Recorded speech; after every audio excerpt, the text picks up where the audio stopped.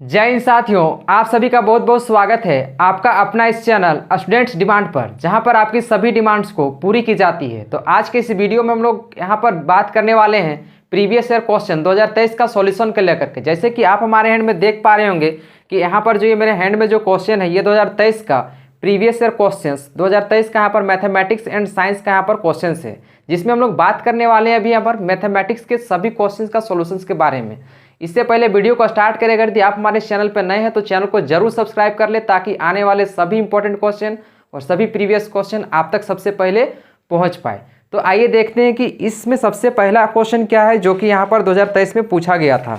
तो जैसे कि आप स्क्रीन में देख पा रहे होंगे कि यहाँ पर सबसे पहला क्वेश्चन पूछा गया है कि √5 एक संख्या है। यानी यहाँ पर बोला जा रहा है कि √5 एक कौन सी संख्या है, क्या ये परिमेय संख्या है या फिर क्या ये अपरिमेय है या फिर ये पूर्णांक है या फिर इनमें से ये कोई नहीं है। तो बात करें हम लोग यहाँ पर √5 की, तो √5 यहाँ पर कौन सी संख्या थी, ये बात आपको अच्छी से पता होगी कि यहाँ पर √5 जो है ये कौन सा है। √5 ये हमारा एक इरेशनल नंबर है। कौन सा नंबर है ये? √5 एक हमारा ये कौन सा नंबर है? ये एक इरेशनल नंबर है। मतलब हम लोग बोल सकते हैं इसका जो करेक्ट आंसर होगा, इसका करेक्ट आंसर हो जाएगा ऑप्शन 2, यानी बोल सकते हैं √5 एक इरेशनल नंबर है। नेक्स्ट क्वेश्चन की बात करें हम लोग यहाँ पर, तो नेक्स्ट क्वेश्चन में पूछा गया है कि √2 और √3 के बीच में एक अपरिमेय संख्या है। यहाँ पर मतलब √2 और √3 के बीच में एक अपरिमेय संख्या निकालना है, मतलब एक इरेशनल नंबर बतलाना है √2 और √3 के बीच में। तो जब भी कोई भी नंबर हो, यानी मान लेते हैं यहाँ पर √a है और एक मान लेते हैं √b है, और जब भी यहाँ पर इन दोनों संख्याओं के बीच में कोई भी एक इरेशनल नंबर फाइंड करने बोले, तो इसका जो तरीका होता है क्या होता है, √ab का पावर हो जाता है 1/2। जब भी इस तरह का यहाँ पर दो इरेशनल नंबर के बीच में यहाँ पर रेशनल नंबर फाइंड करने बोलेगा उस कंडीशन में, यानी दो परिमेय संख्या के बीच में अगर यदि एक अपरिमेय संख्या फाइंड करने बोले तो हम लोग क्या करते हैं, √ab का पावर 1/2। फिर से मैं बता रहा हूँ, अगर यदि दो अपरिमेय संख्या के बीच में एक अगर यदि अपरिमेय संख्या फाइंड करने के लिए बोले तो क्या होता है, √ab का पावर 1/2। जस्ट लाइक यहाँ पर बोला है कि √2 एंड √3, यानी दोनों के दोनों इरेशनल नंबर है। दो इरेशनल नंबर के बीच में अगर एक इरेशनल नंबर फाइंड करना होता है तो हम लोग क्या करते हैं, √ab, मतलब यहाँ पर क्या करेंगे 2 × 3 का पावर हो जाएगा ये 1/2। अब नेक्स्ट हम लोग बात करें यहाँ पर, तो √2 × 3 क्या हो जाएगा, यहाँ पर √6 का पावर हो जाएगा यहाँ पर 1/2। अब ये 6 यहाँ पर लिखा हुआ है, ये अंडर रूट है। इसका मीनिंग क्या है, इसका मतलब है कि 6 का पावर 1/2 है और ऑलरेडी इसका पावर 1/2 यहाँ पर दिया गया है। मतलब बोल सकते हैं कि 6 का पावर इसका क्या हो जाएगा, 1/4। ऑप्शन की बात करें हम लोग यहाँ पर, तो ऑप्शन इसका क्या हो जाएगा, ऑप्शन 3 इसका करेक्ट आंसर हो जाएगा ऑप्शन 2 का। मतलब बोल सकते हैं कि यहाँ पर √2 और √3 के बीच में जो इरेशनल नंबर होगा 6⁴ इसका करेक्ट आंसर हो जाएगा ऑप्शन 3। अब नेक्स्ट पूछा गया है कि इनमें से जो है क्वेश्चन नंबर 3 में बोला गया कि which one of the following has terminating decimal expansion, निम्न में से किसका दशमलव प्रसार शांत होगा। तो शांत यहाँ पर बोलने का मतलब क्या है, यहाँ पर टर्मिनेटिंग पूछा गया है, तो टर्मिनेटिंग किसका होगा। तो यहाँ पर हम लोग डायरेक्टली अगर चेक करें क्वेश्चन नंबर 3 में, तो 9/25 जो है, अगर 9/25 को आप डिवाइड करोगे तो यहाँ पर डायरेक्टली 0.36 आएगा। मतलब जो कम्प्लीटली डिविजिबल हो जाता है वही क्या होता है, टर्मिनेटिंग होता है, वही क्या होता है, प्रसार शांत होता है। मतलब हम लोग बोल सकते हैं इसका जो करेक्ट आंसर होगा ऑप्शन 2 क्या हो जाएगा, इसका करेक्ट आंसर हो जाएगा क्वेश्चन नंबर 3 का। अब नेक्स्ट बात करें हम लोग क्वेश्चन नंबर 4 की, तो क्वेश्चन नंबर 4 में बोला गया है कि 1/√3 के हर का परिमेयकरण करने पर प्राप्त संख्या है। यानी यहाँ पर क्या बोला गया है क्वेश्चन नंबर 4 में बोला गया है 1/√3 का क्या करना है हम लोग को, इसका हम लोग रेशनलाइजेशन करना है, इसके डिनोमिनेटर पार्ट को रेशनलाइज करना है, यानी इसके हर पार्ट का जो है परिमेयकरण करना है। तो परिमेयकरण में हम लोग क्या करते हैं, इसी नंबर से हम लोग ऊपर और नीचे मल्टीप्लाई कर देंगे, यानी √3 से न्यूमरेटर को भी मल्टीप्लाई करेंगे और √3 से हम लोग डिनोमिनेटर को भी मल्टीप्लाई करेंगे। 1 को जब √3 से मल्टीप्लाई करेंगे तो ये क्या हो जाएगा, ये हो जाएगा √3, और डिवाइडेड बाय √3 मल्टीप्लाई होगा तो क्या हो जाएगा, ये 3। मतलब बोल सकते हैं इसका जो करेक्ट आंसर होगा यहाँ पर ऑप्शन 3 इसका करेक्ट आंसर हो जाएगा √3/3, इसका सही उत्तर हो जाएगा। क्वेश्चन नंबर 4 का आंसर होगा ऑप्शन 3। अब नेक्स्ट हम लोग क्वेश्चन नंबर 5 की बात करें, तो क्वेश्चन नंबर 5 में पूछा गया है निम्न में से कौन बहुपद है। यानी यहाँ पर पूछा गया है इनमें से कौन पॉलिनोमियल है। यहाँ पर 4 ऑप्शन दिया गया है। ऑप्शन नंबर 1 में दिया गया है कि x + 1/x दिया गया है। दूसरा ऑप्शन दिया गया है यहाँ पर x² + √2। थर्ड ऑप्शन दिया गया है यहाँ पर कि x² + 2√x, और फोर्थ में दिया गया है यहाँ पर नन ऑफ दिज, यानी इनमें से कोई नहीं। तो इनमें से कौन पॉलिनोमियल है? तो पॉलिनोमियल वही कहलाएगा जिसका वेरिएबल में जो है, जिसके वेरिएबल का पावर नेगेटिव नहीं होना चाहिए। सबसे पहली बात, जिसका वेरिएबल का पावर हम लोगों को यहाँ पर कोई भी फ्रैक्शन में नहीं होना चाहिए, कोई भी नंबर रूट में नहीं होना चाहिए। मतलब कोई भी वेरिएबल जो है वो यहाँ पर क्लियरली ना नेगेटिव होना चाहिए उसका पावर, ना ही फ्रैक्शन में होना चाहिए, ना ही वो अंडर रूट में होना चाहिए, तभी जा करके वो पॉलिनोमियल कहलाएगा। तो यहाँ पर अगर देख सकते हैं हम लोग यहाँ पर, तो ये तो नेगेटिव में एक्स का पावर -1 इसको लिख सकते हैं, तो ये पॉलिनोमियल नहीं कहला सकता है। बात करें इसकी, तो इसको भी हम लोग एक्स का पावर 1/2 लिख सकते हैं, जो कि फ्रैक्शन में, तो ये भी पॉलिनोमियल नहीं कहला सकता है। एक यही नंबर है, एक यही पॉलिनोमियल है जो कि x² + √2, ये हमारा पॉलिनोमियल कहलाएगा। मतलब बात करें हम लोग यहाँ पर इसके आंसर की, तो ऑप्शन 2 हो जाएगा इसका सही आंसर। क्वेश्चन नंबर 5 का हो जाएगा ऑप्शन 2 करेक्ट आंसर हो जाएगा। अब नेक्स्ट क्वेश्चन की बात करें हम लोग यहाँ पर क्वेश्चन नंबर 6 की, तो क्वेश्चन नंबर 6 में पूछा गया है बहुपद 3x - 2 का शून्यक है, यानी यहाँ पर बोला गया है the zero of the polynomial 3x - 2 is, यानी यहाँ पर क्या बतलाना है हम लोग 3x - 2 का यहाँ पर इसका जीरो बतलाना है। तो 3x - 2 का अगर जीरोज बतलाना है तो हम लोग जीरोज निकालने में क्या करते हैं, शून्य निकालने में हम लोग क्या करते हैं, इसको जीरो के बराबर इक्वेट कर देते हैं। और वैल्यू किसका फाइंड करना है हम लोग को, वैल्यू हम लोग को फाइंड करना है यहाँ पर, हम लोग को x का वैल्यू फाइंड करना है। मतलब बोल सकते हैं यहाँ पर 3x = ये माइनस में इधर आके क्या हो जाएगा, ये प्लस में, यानी बोल सकते हैं कि यहाँ पर x = बोल सकते हैं ये मल्टीप्लाई में, तो इधर आके डिवाइड में हो जाएगा, यानी 2/3 हो जाएगा। यानी x बराबर क्या हो जाएगा, x बराबर हो जाएगा 2/3। मतलब इसका बोल सकते हैं जो करेक्ट आंसर होगा, ऑप्शन की बात करें तो ऑप्शन 3 इसका करेक्ट आंसर हो जाएगा, 2/3 इसका सही आंसर हो जाएगा। अब नेक्स्ट हम लोग बात करें क्वेश्चन नंबर 7 की, तो क्वेश्चन नंबर 7 में यहाँ पर पूछा गया है, क्वेश्चन नंबर 7 में बोला गया कि y + 2 का होल स्क्वायर के प्रसार में y का गुणांक क्या है। यानी यहाँ पर y + 2 का होल स्क्वायर का एक्सपेंशन करने के बाद हम लोग को बतलाना है कि y का कोफिशिएंट क्या होगा। तो सबसे पहले y + 2 का होल स्क्वायर करते हैं। अगर यदि y + 2 का होल स्क्वायर कर दें, मतलब हम लोग को किसका होल स्क्वायर करना है, इसको a + b का होल स्क्वायर में इसको एक्सपेंड करना है। अगर इसका एक्सपेंड करें हम लोग तो ये क्या हो जाएगा, a² मतलब y² + b² मतलब क्या हो जाएगा 2 का स्क्वायर 4 + 2ab होता है। मतलब यहाँ पर क्या हो जाएगा 2y × 2। अब बात करें हम लोग यहाँ पर नेक्स्ट स्टेप की, तो y² + 4 प्लस ये क्या हो जाएगा 4y। हम लोगों को किसका कोफिशिएंट पूछा गया है, किसका गुणांक पूछा गया है, तो कोफिशिएंट हम लोगों को पूछा गया है y का। तो y का कोफिशिएंट यहाँ पर क्या है, ये 4 है। मतलब बोल सकते हैं कि इसका जो कोफिशिएंट होगा, इसका जो कोफिशिएंट होगा वो क्या हो जाएगा 4 हो जाएगा। मतलब करेक्ट आंसर की बात करें तो इसका जो करेक्ट आंसर होगा क्वेश्चन नंबर 7 का, ये हो जाएगा हमारा 3rd सही आंसर। अब नेक्स्ट बात करें हम लोग क्वेश्चन नंबर 8 की, तो क्वेश्चन नंबर 8 में यहाँ पर बोला गया है कि 6x² + 5x - 9 का गुणनखंड है। यहाँ पर इसका क्या पूछा गया है, इसका फैक्टराइजेशन पूछा गया है।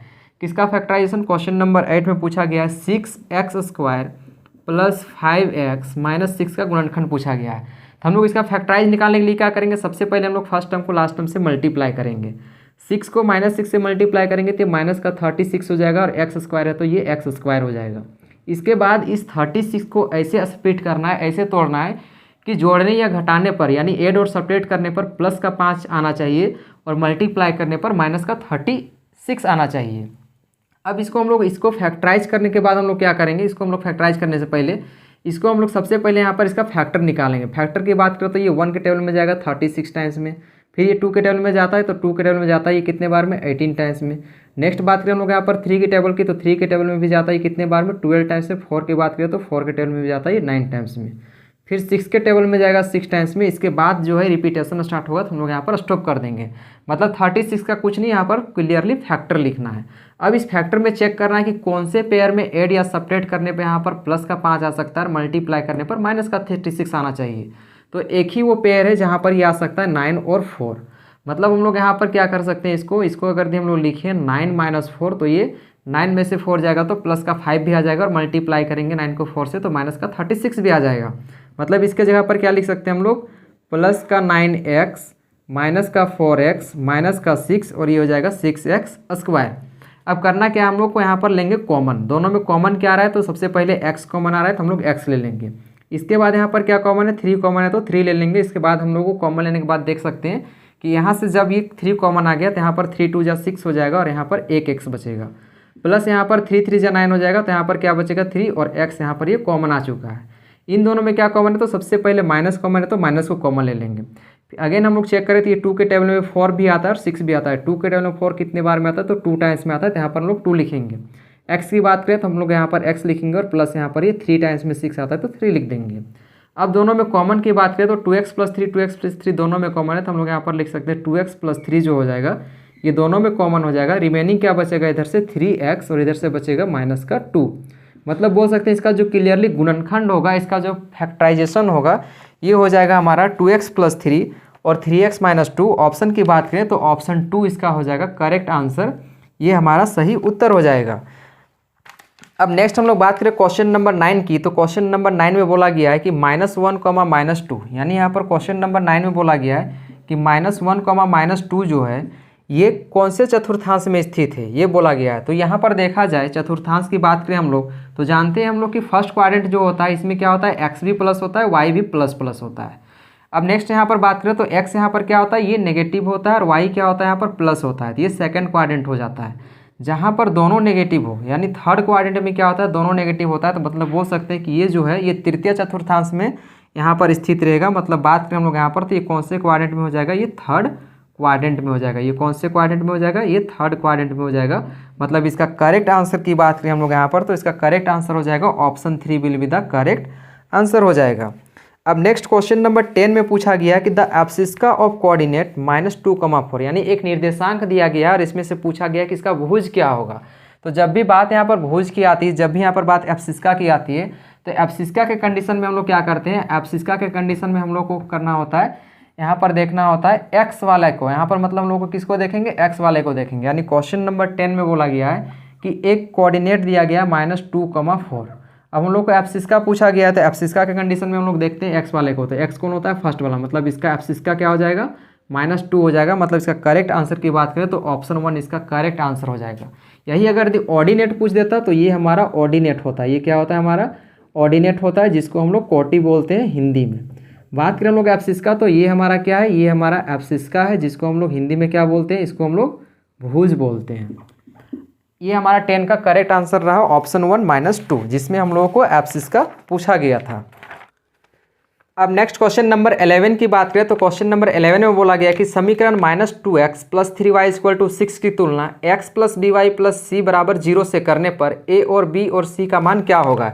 यानी यहाँ पर क्वेश्चन नंबर 11 में क्या बोला गया है कि एक इक्वेशन यहाँ पर दे रखा है, -2x + 3y = 6 दे रखा गया है, और बोला गया कि अगर यदि इसकी तुलना ax + by + c से की जाए तो यहाँ पर हम लोगों को a = क्या मिलेगा, b = क्या मिलेगा और c = क्या मिलेगा, ये हम लोगों को बतलाना है। तो सबसे पहले बात करें हम लोग यहाँ पर इस इक्वेशन के फॉर्मेट में, तो ये इक्वल टू में यहाँ पर 0 है तो इसको भी 0 के बराबर करेंगे। जैसे ही इसको 0 के बराबर करेंगे तो -2x + 3y और ये प्लस का 6 है, इधर आके माइनस हो जाएगा, = 0 हो जाएगा।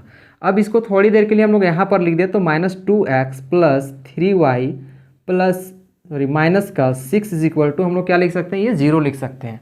अब हम लोग को कंपेयर करना है इससे। बात करें हम लोग यहाँ पर तो x के सीधे में x है, मतलब ये क्या हो जाएगा, x का कोफिशिएंट a है, मतलब इसका कोफिशिएंट a का वैल्यू होगा। मतलब हम लोग बोल सकते हैं a का वैल्यू क्या होगा, -2, मतलब a = -2 आ गया। अब b की बात करें हम लोग यहाँ पर तो ये y का कोफिशिएंट होता है, मतलब बोल सकते हैं कि जो b का वैल्यू होगा वो क्या हो जाएगा, 3 हो जाएगा। मतलब b = कितना होगा, ये 3 हो जाएगा। 6 की बात करें यहाँ पर तो c में यहाँ पर क्या हो जाएगा, -6 हो जाएगा, क्योंकि कॉन्स्टेंट टर्म है तो -c हो जाएगा यहाँ पर करेक्ट आंसर। मतलब बोल सकते हैं इसका जो सही आंसर होगा a = -2, b = 3 और c = -6। मतलब ऑप्शन इसका 3 हो जाएगा करेक्ट आंसर। ये क्वेश्चन नंबर 11 का सही आंसर रहा। अब नेक्स्ट हम लोग बात करें क्वेश्चन नंबर 12 की, तो क्वेश्चन नंबर 12 में पूछा गया है समीकरण x + 2y = 6 का एक हल है। यानी यहाँ पर सॉल्यूशन ये किसका है, क्वेश्चन नंबर 12 में पूछा गया है कि x + 2y = 6 जो है दिए गए ऑप्शन में से ये किसका सॉल्यूशन है। तो सभी को हम लोग एक एक बार यहाँ पर पुट करके देखेंगे, जो यहाँ पर वैल्यू जिस पर वेरीफाई कर जाएगा वही इसका सॉल्यूशन होगा। तो सबसे पहला ऑप्शन को हम लोग चेक करते हैं। जैसे कि यहाँ पर क्या लिखा हुआ है, 2, 2 लिखा हुआ है, यानी x के जगह पर 2 लेना है, y के जगह पर 2 लेना है। x की जगह पर अगर हम लोग यहाँ पर 2 लेते हैं प्लस y के जगह पर हम लोग यहाँ पर 2 लेते हैं तो कितना आ रहा है, 2 × 4 + 2 6, यानी ये वेरीफाई कर गया फर्स्ट ही ऑप्शन पे। मतलब बोल सकते हैं कि इसका पहला ही इक्वेशन जो होगा, यानी पहला ही ऑप्शन जो होगा ये इस इक्वेशन का सॉल्यूशन होगा। मतलब बोल सकते हैं कि इसका जो करेक्ट आंसर होगा ऑप्शन 1 हो जाएगा इसका करेक्ट आंसर। अब नेक्स्ट बात करें हम लोग क्वेश्चन नंबर 13 की। तो 13 में बोला गया है कि यदि बिंदु 3,4 समीकरण 3y = x+7 के आलेख पर स्थित है तो a का मान क्या होगा। यानी यहाँ पर बोला गया है कि अगर एक पॉइंट दिया गया है 3,4, वो लाइक कर रहा है इस ग्राफ ऑफ इक्वेशन इसमें, यानी क्वेश्चन नंबर 13 में एक ग्राफ का इक्वेशन दिया गया है। क्या दिया गया है? 3y = x+7 यहाँ पर एक इक्वेशन दिया गया है और इस पर जो पॉइंट लाइक कर रहा है वो पॉइंट क्या है? 3,4 है। और इसमें से हम लोग को तब बतलाना है कि a का वैल्यू क्या होगा, यानी a का वैल्यू हम लोग को निकालना है। यानी x के जगह पर क्या रखना है? 3 और y के जगह पर रखना है 4। तो हम लोग पुट करते हैं 3, यहाँ पर हो जाएगा 4 = a हम लोग को निकालना है तो a ऐसे ही रहेगा और x का वैल्यू हम लोग क्या रखना है? 3 प्लस हो जाएगा 7। 3 4 जा कितना हो जाएगा? 12। ये प्लस इधर आके क्या हो जाएगा? माइनस में = बोल सकते हैं कि 3a के बराबर होगा। नेक्स्ट स्टेप की बात करें हम लोग यहाँ पर, तो 12 में से 7 जाएगा तो 5 हो जाएगा = हो जाएगा 3a। अब हम लोग को a का वैल्यू निकालना है तो a को इधर रखेंगे, बाकी सबको इधर ले आएंगे। ये मल्टीप्लाई में इधर आके क्या हो जाएगा? डिवाइड, मतलब बोल सकते हैं 5 / 3 = a। मतलब बोल सकते हैं कि a जो इसका आंसर होगा वो क्या हो जाएगा? 5/3 इसका करेक्ट आंसर हो जाएगा। ऑप्शन की बात करें तो ऑप्शन 3 इसका करेक्ट आंसर हो जाएगा। अब नेक्स्ट बात करें हम लोग क्वेश्चन नंबर 14 की। तो क्वेश्चन नंबर 14 में यहाँ पर पूछा गया है the basic facts which are taken to be true without proof are called. मतलब वे आधारभूत तथ्य जो सिद्ध किए बिना सत्य मान लिए जाते हैं वो क्या कहलाते हैं? तो वो क्या कहलाते हैं? वो हमेशा वो अभिगृहित कहलाते हैं, वो हमेशा एक्सियोम्स कहलाते हैं। मतलब क्वेश्चन नंबर 14 का जो करेक्ट आंसर होगा ऑप्शन 2 हो जाएगा इसका करेक्ट आंसर। हम लोग बोल सकते हैं एक्सियोम्स जो होता है वो विदाउट प्रूफ ही वो क्या कहलाता है? एक बेसिक फैक्ट्स कहलाता है। तो अब हम लोग बात करने वाले नेक्स्ट क्वेश्चन नंबर 15 की। तो क्वेश्चन नंबर 15 से लेकर के 40 तक जस्ट मैं नेक्स्ट वीडियो में लेकर के आने वाला हूँ। इससे पहले चैनल को सब्सक्राइब कर लें और वीडियो को लाइक जरूर करें और ज़्यादा से ज़्यादा लोगों तक शेयर करें। जय हिंद, थैंक यू।